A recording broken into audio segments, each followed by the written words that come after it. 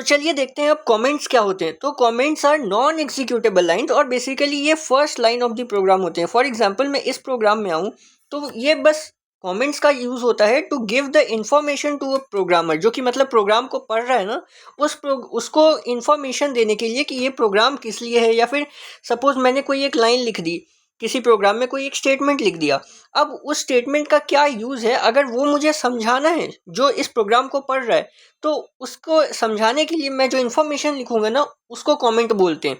जैसे for example यहाँ पे देखो मैंने कमेंट एक लिखा हुआ है, program to print the sum of two numbers. मतलब इस प्रोग्राम को स्टार्ट करने से पहले ही मैंने लिख दिया program to print the sum of two numbers. इसका मतलब ये हुआ कि ये जो प्रोग्राम है इसका जो फंक्शन है वो ये है कि हम इस प्रोग्राम के हेल्प से दो नंबर्स के सम को फाइंड आउट करें और उसको प्रिंट कर दें।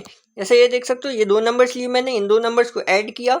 आपको थोड़ा थोड़ा समझ में आ रहा होगा अगर आप 8 में हो तो, अगर 10th में हो या 9th में हो तो आपको बेसिकली ये सारी इन्फॉर्मेशन पता होंगी। तो यहाँ पे देखो ये हमने प्रिंट कर दिया सम को।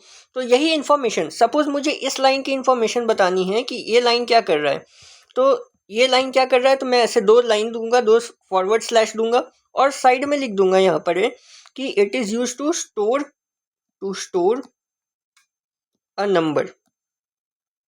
ठीक है, तो ये इस तरह से मैं रीडर को इन्फॉर्मेशन बता रहा हूँ कि इस लाइन का मतलब क्या है।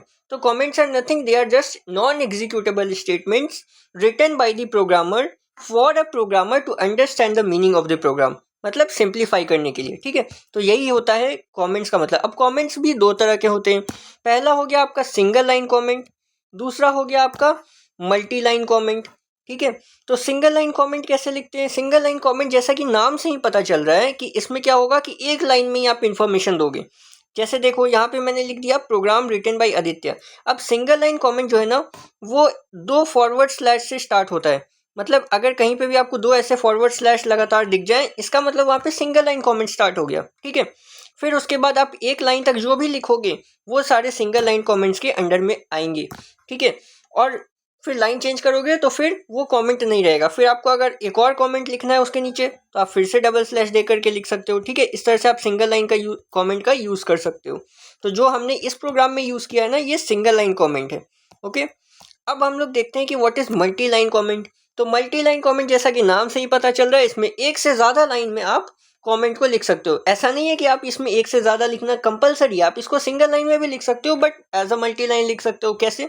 तो मल्टी लाइन जो स्टेटमेंट्स कमेंट्स होते हैं वो इस तरह से लिखे होते हैं। देखो यहाँ पे एक फॉरवर्ड स्लैश और एक एस्ट्रिस, फिर ऐसे स्टार्ट होता है सिंगल लाइन कमेंट एक फॉरवर्ड स्लैश और एक एस्ट्रिस से। और फिर जब मल्टी लाइन कमेंट जहाँ पे हमें एंड करना हो वहाँ पे आप क्या करोगे, पहले एस्ट्रिस दोगे फिर उसके बाद एक फॉरवर्ड स्लैश दे दोगे। तो इस तरह से जो है मल्टी लाइन कमेंट्स लिखे जाते हैं।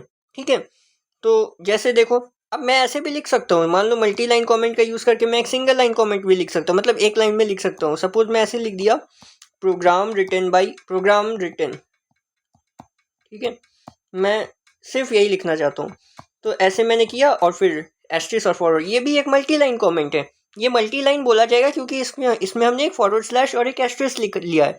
बट सिंगल लाइन कमेंट क्या होगा, जिसमें एक डबल स्लैश से स्टार्ट किया, इसमें जैसे ही लाइन एंड होगा ये खुद ऑटोमेटिकली एंड हो जाएगा। ठीक है, लेकिन मल्टी लाइन कमेंट अगर आपने फॉरवर्ड स्लैश और एस्ट्रिस से स्टार्ट किया है तो एस्ट्रिस और फॉरवर्ड स्लैश से एंड करोगे। तो ये हो गए मल्टी लाइन कमेंट और सिंगल लाइन कमेंट का difference. Thank you everyone, keep studying, keep enjoying, bye bye.